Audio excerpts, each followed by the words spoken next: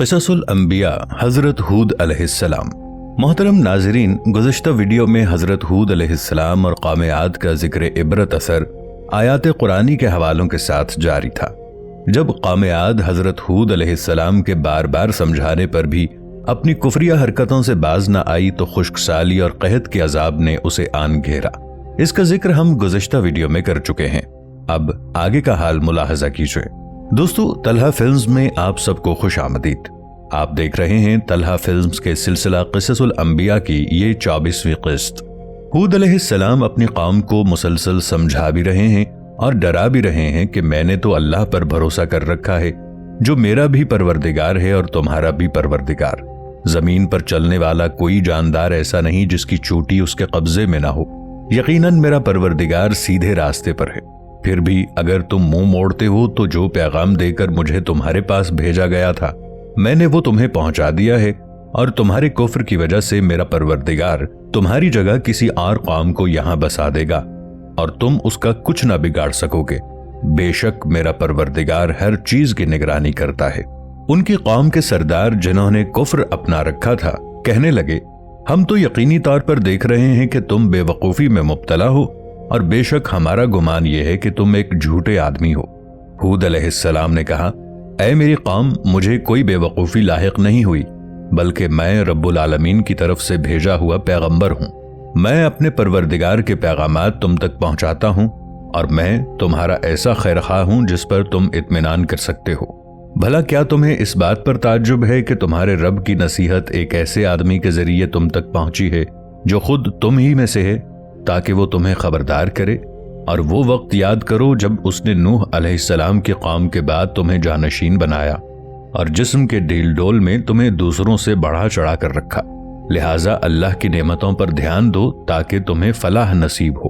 उन्होंने कहा, क्या तुम हमारे पास इसलिए आए हो कि हम तन्हा अल्लाह की इबादत करें और जिन बुतों की इबादत हमारे बाप दादा करते आए हैं उन्हें छोड़ बैठें? अच्छा, अगर तुम सच्चे हो तो ले आओ हमारे सामने वो अजाब जिसकी हमें धमकी दे रहे हो। हूद अलैहिस्सलाम ने कहा, अब तुम्हारे रब की तरफ से तुम पर अजाब और कहर का आना तय हो चुका है। क्या तुम मुझसे मुख्तलिफ बुतों के उन नामों के बारे में झगड़ते हो जो तुमने और तुम्हारे बाप दादों ने रख लिए हैं, जिनकी ताईद में अल्लाह ने कोई दलील नाजिल नहीं की? बस तो तुम इंतजार करो, मैं भी तुम्हारे साथ इंतजार करता हूं। चुनाचे हमने उनको यानी हूद अलैहिस्सलाम को और उनके साथियों को अपनी रहमत के जरिए निजात दी और उन लोगों की जड़ काट डाली जिन्होंने हमारी निशानियों को झुटलाया था और मोमिन नहीं हुए थे। जालिम कौम नूह की तरह उनका मजाक उड़ाती रही कि तुम पर हमारे बुतों की मार पड़ी है, इसलिए तुम ऐसी बातें करते हो। हूद अलैहिस्सलाम उन्हें दावत हक देते रहे, यहां तक कि उनकी कौम ने कह दिया, आप हमें वाज सुनाते रहें, हम अपनी रविश न छोड़ेंगे। ये तो पुराने लोगों का दीन है। आखिर हूद अलैहिस्सलाम ने अल्लाह ताला से मदद की दरखास्त की। अल्लाह ताला ने दरखास्त कबूल फरमाई। सूरत शुआरा में है, हकीकत यह है कि मुझे तुम पर एक जबरदस्त दिन के अजाब का अंदेशा है। वो कहने लगे, चाहे तुम नसीहत करो ना करो, हमारे लिए सब बराबर है। ये बातें तो वही हैं जो पिछले लोगों की आदत रही है। कौम आद की सरकशी और उनकी नाफरमानियों की वजह से पहले अल्लाह ताला ने उन पर बारिश रोक दी, जिसके नतीजे में फसलें और बागात जल गए। लोग बारिश को तरसने लगे। फिर एक दिन एक स्याह बादल उन्हें आता नजर आया। वो खुशी से पूछने लगे कि ये बादल हम पे बरसेगा।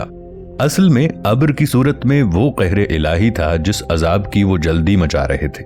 वो ऐसी आंधी थी जिसकी तारीख में मिसाल नहीं मिलती, जिसने उनकी बस्तियों, दरख्तों, खैमों और पहाड़ों पर तामीर करदा महलों तक को उखाड़ फेंका, सब कुछ तबाह बर्बाद कर दिया। अल्लाह ताला ने कुरान पाक की मुताद्दिद आयात में कौम आद की तबाही का जिक्र फरमाया है। फिर हुआ ये कि जब उन्होंने अजाब को एक बादल की शक्ल में आता देखा जो उनकी वादियों का रुख कर रहा था, तो उन्होंने कहा, यह बादल है जो हम पर बारिश बरसाएगा। नहीं, बल्कि ये वो चीज है जिसकी तुमने जल्दी मचाई थी, एक आंधी जिसमें दर्दनाक अजाब है, जो अपने परवरदिगार के हुक्म से हर चीज को तहस नहस कर डालेगी। गरज उनकी हालत यह हो गई कि उनके घरों के सिवा कुछ नजर नहीं आता था। ऐसे मुजरिम लोगों को हम ऐसी ही सजा देते हैं। सूरतुज़ ज़ारियात में है, नीज कौम आद में हमने ऐसी ही निशानी छोड़ी थी जब हमने उन पर एक ऐसी आंधी भेजी जो हर बेहतरी से बांझ थी। وہ جس چیز پر بھی گزرتی اسے ایسا کر چھوڑتی جیسے وہ گل ہو کر چورا چورا ہو گئی ہو۔ سورۃ القمر میں ہے، عاد کی قوم نے بھی تنبیہ کرنے والوں کو جھٹلانے کا رویہ اختیار کیا، پھر دیکھ لو کہ میرا عذاب اور میری تنبیہات کیسی تھیں۔ ہم نے ایک مسلسل نحوست کے دن میں ان پر تیز آندھی والی ہوا چھوڑ دی تھی جو لوگوں کو اس طرح اکھاڑ پھینک دیتی تھی جیسے وہ کھجور کے اکھڑے ہوئے درخت کے تنے ہوں۔ اب سوچو کہ میرا عذاب اور میری تنبیہات کیسی تھیں۔ سورۃ الحاقہ میں ہے، اور جو لوگ عاد کے لوگ تھے انہیں ایک ایسی بے قابو طوفانی ہوا سے ہلاک کیا گیا جسے اللہ نے ان پر 7 رات اور 8 دن لگاتار مسلط رکھا۔ چنانچہ تم اگر وہاں ہوتے تو دیکھتے کہ وہ لوگ وہاں کھجور کے کھوکھلے تنوں کی طرح پچھاڑے ہوئے پڑے تھے۔ اب کیا ان میں سے کوئی بچا ہوا نظر آتا ہے؟ چنانچہ ہم نے کچھ منحوس دنوں میں ان پر آندھی کی شکل میں ہوا بھیجی تاکہ انہیں دنیاوی زندگی میں رسوائی کے عذاب کا مزہ چکھائیں، اور آخرت کا عذاب اس سے بھی زیادہ رسوا کرنے والا ہے، اور ان کو کوئی مدد میسر نہیں آئے گی۔ کہا جاتا ہے کہ یہ آندھی اتنی تیز تھی کہ گھوڑوں مال مویشیوں کو ایک جگہ سے دوسری جگہ دے مارتی تھی۔ 7 دن رات یہ تیز ہوائیں چلتی رہیں، اور اس دوران میں ریت کا طوفان اٹھا اور تمام مکانوں اور انسانوں پر گرا، اور سب لوگ ہلاک ہو گئے۔ صرف حضرت ہود علیہ السلام اور ان کے چند اصحاب کے جنہوں نے امن کی جگہ پناہ لی تھی بچ گئے، اور آخر کار جب ہمارا حکم آ گیا تو ہم نے اپنی رحمت کے ذریعے ہود علیہ السلام کو اور جو لوگ ان کے ساتھ ایمان لائے تھے ان کو بچا لیا اور انہیں ایک سخت عذاب سے نجات دے دی۔ قرآن اللہ کے نبی کے سلسلے میں فرماتا ہے، ہم نے قوم عاد کی طرف ان کے بھائی ہود کو بھیجا۔ یہاں حضرت ہود علیہ السلام کو قوم کا بھائی کہا گیا۔ یہ تعبیر یا تو اس بنا پر ہے کہ عرب اپنے تمام اہل قبیلہ کو بھائی کہتے ہیں کیونکہ نسب کی اصل میں سب شریک ہوتے ہیں، یا ہو سکتا ہے کہ یہ اس طرف اشارہ ہو کہ حضرت ہود علیہ السلام کا سلوک اپنی قوم سے بالکل بھائیوں کا سا تھا، نہ کہ ایک حاکم کی طرح کا، ایسا سلوک جو ایک بھائی دوسرے بھائیوں سے کرتا ہے کہ جس میں کوئی امتیاز اور برتری کا اظہار نہ ہو۔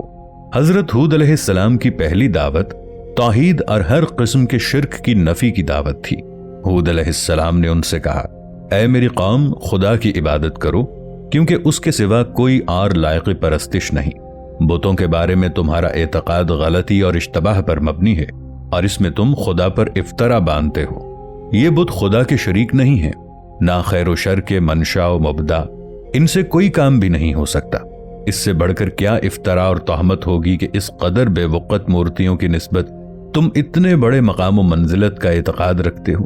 اس کے بعد حضرت ہود علیہ السلام نے مزید کہا، اے میری قوم، میں اپنی دعوت کے سلسلے میں تم سے کوئی توقع نہیں رکھتا، تم سے کسی قسم کی اجرت نہیں چاہتا کہ تم یہ گمان کرو کہ میری یہ داد و فریاد اور جوش و خروش مال و مقام کے حصول کے لیے ہے، یا تم خیال کرو کہ تمہیں مجھ کو کوئی بھاری معاوضہ دینا پڑے گا جس کی وجہ سے تم تسلیم کرنے کو تیار نہیں ہو۔ میری اجرت